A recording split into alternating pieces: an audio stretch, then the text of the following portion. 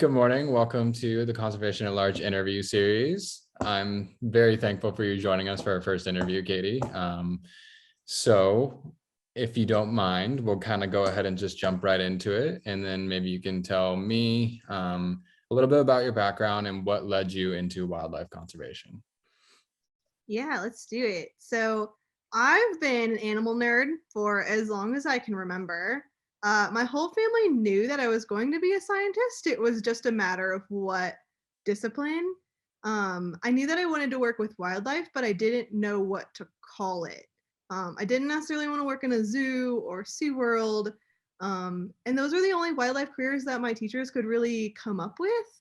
So at the time, I took a lot of digging on the internet, and it wasn't until high school that I really found the conservation field and this degree, and all the kind of different things that I could do. My motives for being a biologist are kind of like everyone else's when we get into this field. I wanted to have all these hands-on relationships with animals like Jane Goodall and Steve Irwin. And I really thought that I would get to play with animals all day and study their behavior and go home. And on the thinnest surface, I knew animals were in trouble, and I really just wanted to do something about it. And so realizing that could be a career was super exciting. When I was in high school, I got my first job to buy a plane ticket to go to Thailand, and that's where I spent a summer volunteering at a wildlife rescue. So I got to spend my days caring for elephants and feeding hundreds of injured animals like a Disney princess, and it was an unreal experience. So if I wasn't sure before, I was pretty sure after that. There was really no looking back. Wow, that's awesome. I mean, to me, it's kind of awesome to hear that you knew from such a young age, because I feel like I had a lot of the similar feelings growing up. I was convinced I was going to be the next Steve Irwin growing up. Yes. But when I got into the real world, or like when I got into high school, I kind of strayed away from that. And it's just kind of awesome to see that your path was just like you had that moment of realization so early on. Yeah. Well, And those that's are the figures that we have. So we see those people, and you want to put yourself in their shoes, but you don't know what other shoes are out there. There's a lot yeah. of other shoes that you can choose. So once you kind of get more into it and kind of see different people and different jobs there are, I think everyone just kind of naturally changes what they want to do.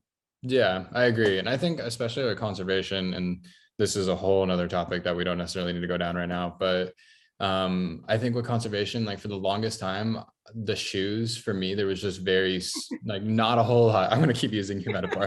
I like it. The shoes for me, like there was not a whole lot. It was like research and academia, and that was it. Yeah. It felt like for a long time. And it wasn't until I would say until we went to Mexico and that study abroad semester that I actually realized there was other shoes to fill. Yeah. Which is cool. It's a whole department store for you, Keegan. I like this. I like that metaphor. Find your boots. Made for walking. I feel like I'm probably not a boots kind of guy. It's like maybe like hiking boots. Tacos. Yeah, chacos. I don't know. I'm from California. Those tacos. Maybe some sandals, flip flops. But on the back of that, on finding your own boot or boots, I do want to talk about the other aspect of kind of like your path in conservation, and that's the art and drawing aspect. And when did you first start drawing and creating art, and when did you ever kind of realize that you could do that also professionally? So it's weird, but I've been doing art just as long as I've been doing science. Honestly, my family did a really good job fostering both of those sides of me. I really put the left and right brain theory to rest because I'm so equally both sides. But my parents really didn't have a lot of opinions or preferences about what I was gonna do when I grew up. And that really gave me a freedom to find something I was going to enjoy. I know that's a privilege not a lot of people have. A lot of people are steered towards particular careers, and I just didn't have that pressure. So my imagination was really my limit. I really only saw art as like a way to pass the time until around 5th grade. Someone at the Boys and Girls Club I went to after school nominated one of my drawings for a contest. It ended up winning the contest, and my piece was displayed in the Laguna Beach Art Museum, which is pretty surreal as a kid to have your art in a museum. Yeah, And it continued to win awards up until like the national level, and then I got a plaque and all this crazy stuff. And so that's when I kind of started to think about it a little bit more seriously. Like, okay, maybe I'm good at this. Like, maybe I can do this as a career. And my sister was always also going to art school at the time to be a photographer. So I had a lot of artistic influences growing up. So it was a serious consideration. I looked into art schools in San Francisco, oddly enough. But once I found the wildlife programs and CSU's program in particular, it was kind of all out the door. And I knew that that was what I needed to do. I do think about taking kind of independent art classes a lot. There's a lot of different mediums I still want to explore. But otherwise, everything I've ever done has been self-taught. That's awesome. And I think like the biggest thing that sticks out to me there is the way you described that your parents kind of let you play with both ideas, like being creative and being kind of like, I guess, technically more professional with the science route. Mm-hmm. And I mean, personally, I don't think I didn't have that experience, but I don't think I had it as much. And also, I feel like it's kind of something that we should, as conservationists, attribute to more a broad spectrum of like even college and stuff, because I definitely feel college pushes you down one path of Yeah. more professional and doesn't really give space for the creative thing. So Yeah, it's definitely like a spectrum. And like I say, when you're in school, you're driven so far to each extreme. And I think growing up, I didn't see them as separately as everyone else in the world did. I thought a creative brain is really important to science, and I was just constantly asking questions. I was curious about everything, and I think that that is an artistic mind working in science. So I think trying to keep those as close as I could, even through school and my degree, I think it does help you be a better scientist too. yeah, that's awesome. I love that. When did you realize that you could start pairing the two? So I Like, think one of the reasons it took me so long to figure that out is because I used to exclusively draw portraits. The medium would change, but that's what I really enjoy drawing the most. I really struggled to draw animals and landscapes and anything nature related. It just never looked right. So once I started drawing on my iPad, which software came out and became really, really common and popular, and started exploring digital illustration, I developed just a completely different style. And my subjects swapped. So I couldn't draw portraits on my iPad, but I loved drawing animals. And the big thing about digital illustration, too, that I think sets it apart is it's really easy to print and recreate. You don't have to scan it. Like, you can't scan an oil painting, it's incredibly hard. So yeah, that recreation aspect was super appealing. And the moment I figured out I could print my own art onto stickers at home for fairly cheap, I started making the endangered species stickers, and I was totally hooked. And suddenly, both of my worlds collided. Uh, yeah. kind of opened up this can of worms, and I realized that I could tell stories about wildlife through my art this way. And the rest is history, really. I like that ending. I will steal other people's words, don't worry. Yeah. I think that's really cool though, that like your two passions for your entire life just at one point in time just merged. And I Yeah. also am kind of envious of the fact that you said like I never drew animals before then, because I mean I've practiced a little bit and I am so bad at drawing animals or It's any so art in general. hard.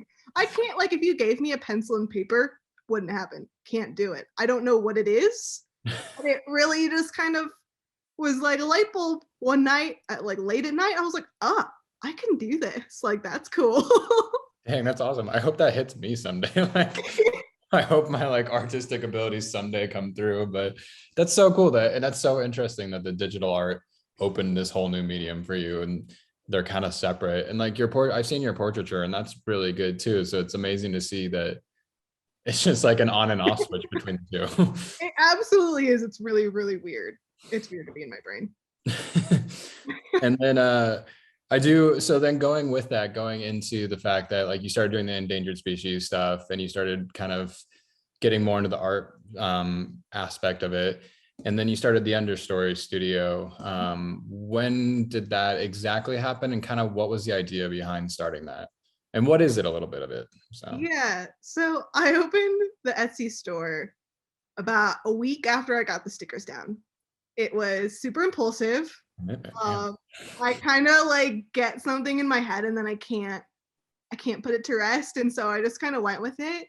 And looking back, I'm super surprised that I did it. It was super impulsive. I was about to leave the country for 3 months. This was like literally like right before we left for Mexico that I started it. And then by the time we got back, the pandemic was like kind of in full swing. So the timing was not great. Um, looking back. But I've had friends and family tell me for years that I should sell my art and sell prints and stuff like that. So opening my own store had always kind of been in the back of my mind. Um, but I have a feeling that if I hadn't just dove in, maybe I wouldn't have done it at all. But now it's grown into just so much more. I really took advantage of the pandemic to structure things a bit more. I started accepting graphic design clients and I launched my apparel line and I redid my website twice, 2 or 3 times. Yeah, I just I figured.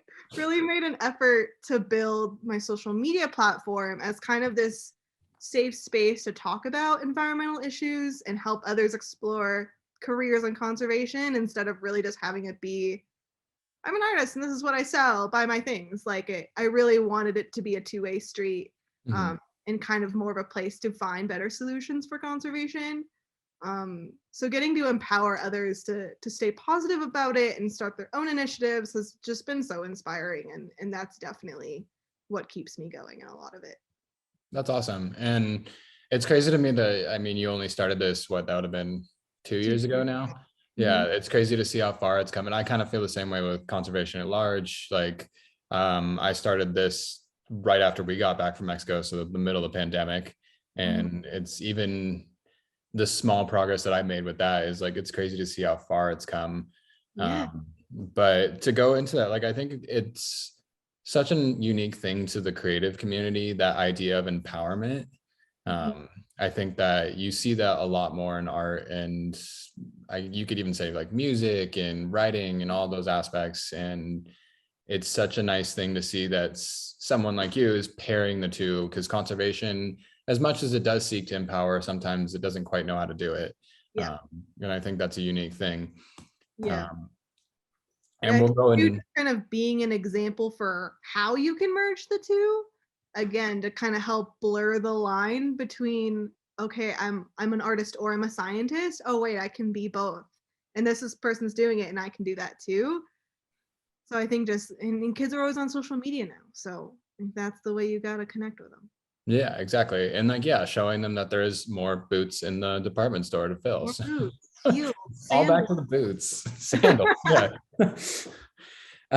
And going down that road a little bit more, I think we'll touch on the idea of giving people more ideas about science. But um, if you could just kind of go into the idea behind how you feel about art and conservation, like, why do you think they're a good pairing, and what do you think conservation should do to kind of include that a little bit more? I think art is like transforming conservation right now.